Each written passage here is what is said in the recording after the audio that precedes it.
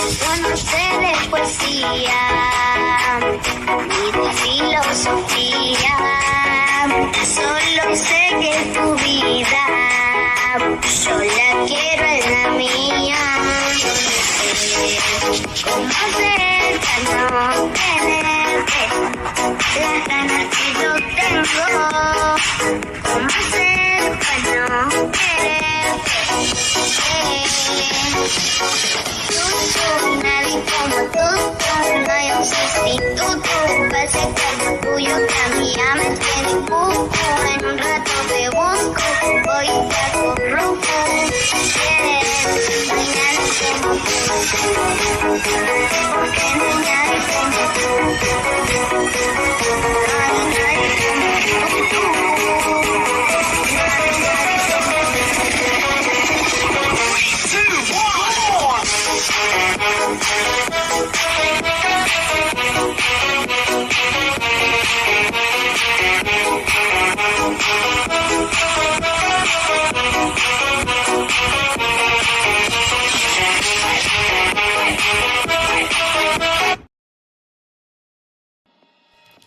तुम्हारा नाम क्या है?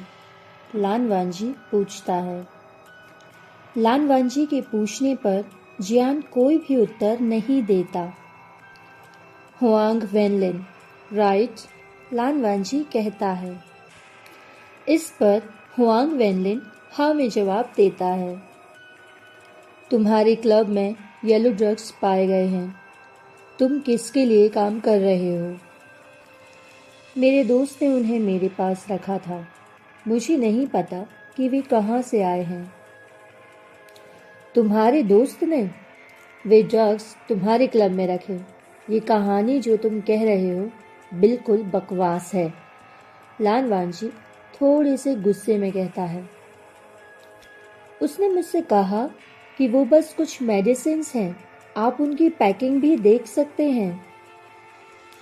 तो मैंने सोचा कि आखिर मेडिसिन्स ही तो हैं, रखने में क्या आपत्ति है।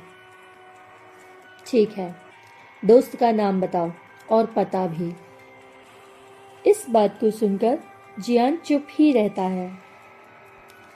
इस बात पर वांची उसे एक रिकॉर्डिंग दिखाता है और कहता है कि अब भी तुम्हें यही कहना है। उस वीडियो में दिखाया जाता है कि जियान एक व्यक्ति के साथ बैठा है और वह व्यक्ति ड्रग्स के धंधे में काफी मशहूर है। ऑफिसर, किसी के साथ बैठने पर तो आप मुझ पर शक नहीं कर सकते ना ऑफिसर। तुम्हारे पास येलो ड्रग्स कहाँ से आए? ऑफिसर, मैं सच कह रहा हूँ, मुझे इस बारे में कुछ नहीं पता। क्या तुम इसे जानते हो? तुमने ग्वांगमिंग फार्मास्यूटिकल फैक्ट्री का नाम तो सुना ही होगा, जहाँ से तुमने रॉ मटेरियल चुराया और ली जेंग कुआंग ने तुम्हारे लिए इस बात को फैक्ट्री से छुपाया और हु किंग शान नामक एक आदमी ने तुम्हारे लिए ड्रग्स बनाई जिसका नाम येलो कैप्सूल है। तुम तीनों इस ड्रग्स को बना रहे हो और बेच भी रहे हो। 6 महीने पहले तुम फैक्ट्री से रॉ मटेरियल चुराने में नाकामयाब थे और इसीलिए तुम उस फैक्ट्री से रिजाइन कर देते हो जहां तुम काम भी कर रहे थे, राइट?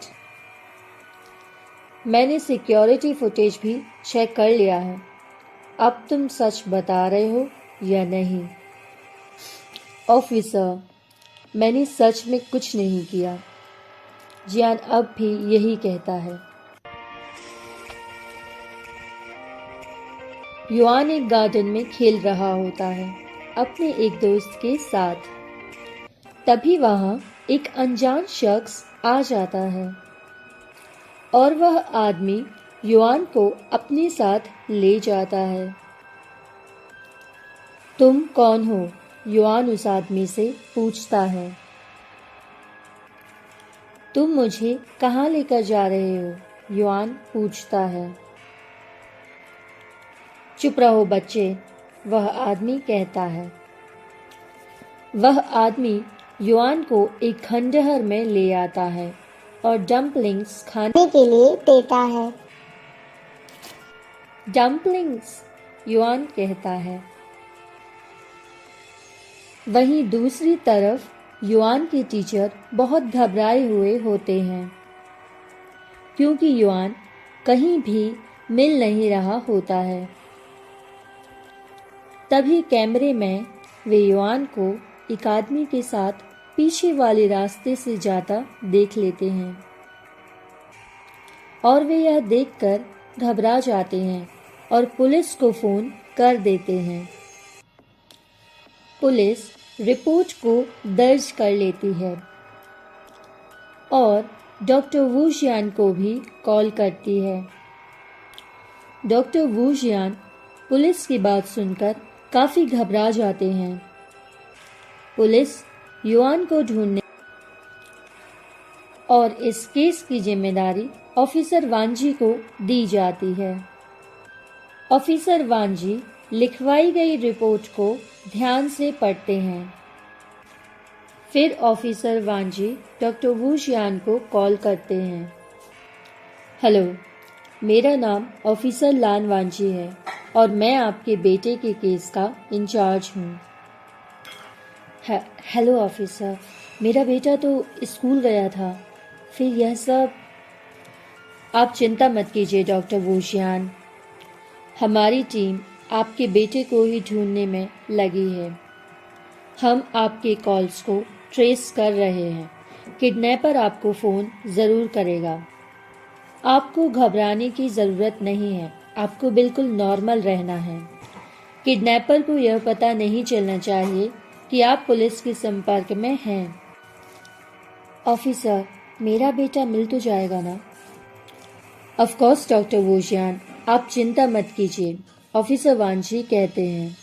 ठीक है, डॉक्टर वू जियान कहते हैं और फिर वे फ़ोन रख देते हैं। ऑफिसर वू जियान अपने बेटे की किडनैपिंग की खबर सुनकर काफ़ी घबरा जाते हैं। पापा, बेटे, और उन्हें बिल्कुल भी समझ नहीं आता कि वे क्या करें। डॉक्टर वू जियान हॉस्पिटल से घर आ जाते हैं और वे काफ़ी घबराए हुए होते हैं। वे किडनैपर के कॉल का ही इंतज़ार कर रहे होते हैं। तभी किडनैपर का भी कॉल आ जाता है। मेरे पास तुम्हारा बेटा है, किडनैपर कहता है। तुम्हें क्या चाहिए? मेरे बेटे को छोड़ दो। तुम्हें जो चाहिए मैं तुम्हें सब कुछ देने के लिए तैयार हूँ, डॉक्टर वू जियान कहते हैं। वहीं दूसरी तरफ ऑफिसर वांजी भी यह कॉल सुन रहे होते हैं। लोकेशन का पता लगाओ, ऑफिसर वांजी कहते हैं। लोकेशन ट्रेस हो जाने के बाद ऑफिसर वांजी और कुछ और ऑफिसर ट्रेस्ड लोकेशन पर पहुंचने के लिए निकल जाते हैं। डॉक्टर वू जियान भी एक बैग लेकर उस किडनैपर की बताई हुई जगह पर जा रहे थे। उस किडनैपर ने उनसे 1 करोड़ रुपए लाने के लिए कहा था। वह किडनैपर उनसे पूछता है कि क्या तुम पैसे ले आए? मैं सारे पैसे लाया हूँ, मेरे बेटे को मुझे दे दो। इससे पहले कि वह किडनैपर कुछ भी कह पाता, वहां पर पुलिस आ जाती है और पूरी बिल्डिंग को घेर लेती है। किडनैपर को कुछ भी समझ नहीं आता और वह वहीं सरेंडर कर देता है। पहले तो पुलिस को आता देख डॉक्टर वू जियान को काफी चिंता हो जाती है और उन्हें अपने बेटे की सेफ्टी की फिक्र होने लगती है। लेकिन युआन को अपनी तरफ दौड़ते आता देख वे खुश हो जाते हैं। लेकिन युआन अपने पिता की तरफ दौड़ने की बजाय ऑफिसर वांजी के पैरों से चिपक जाता है। मम्मा, युआन कहता है। ऑफिसर वांजी को तो कुछ भी समझ नहीं आता। फिर उन्हें ऐसा लगता है कि शायद बच्चा काफी घबरा गया है, तो वे उसके सामने झुक जाते हैं। वांजी युआन से कहता है कि तुम्हारे पापा वहाँ खड़े हैं और मम्मा घर पर होंगी। लेकिन युआन वांजी की तरह अपनी नाक से खेलने लगता है और कहता है, मम्मा। ऑफिसर वांजी को तो कुछ भी समझ नहीं आता और इतने में डॉक्टर वू जियान अपने बेटे की तरफ दौड़ते हैं। युआन, ऐसा कहकर वे अपने बेटे को गले से लगा लेते हैं। फिर वे उसका हाथ पकड़ के और खड़े हो जाते हैं और ऑफिसर से कहते हैं कि thank you so much officer. कोई बात नहीं, यह तो हमारा फर्ज था, ऑफिसर वांजी कहते हैं। आप तो वही डॉक्टर हैं ना जिन्होंने मेरा इलाज भी किया था? जी, डॉक्टर वू जियान कहते हैं। इसके बाद डॉक्टर वू जियान युआन से कहते हैं कि युआन, चलो बेटा घर चलते हैं। मम्मा। युआन फिर से ऑफिसर वांजी से मम्मा कहता है।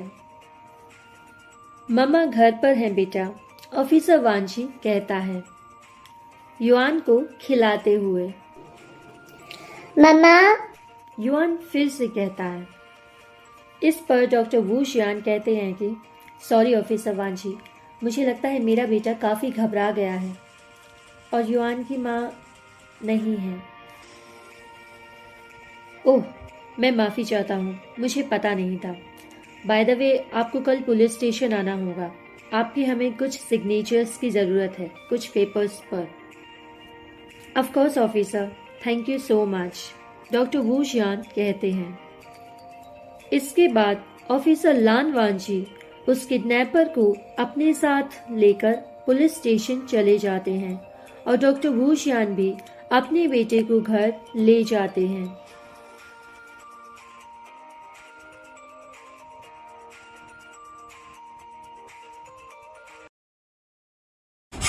Yo no sé de poesía ni de filosofía, solo sé que tu vida yo la quiero en la mía. ¿Cómo hacer para no tenerte las ganas que yo tengo? ¿Cómo hacer para no quererte?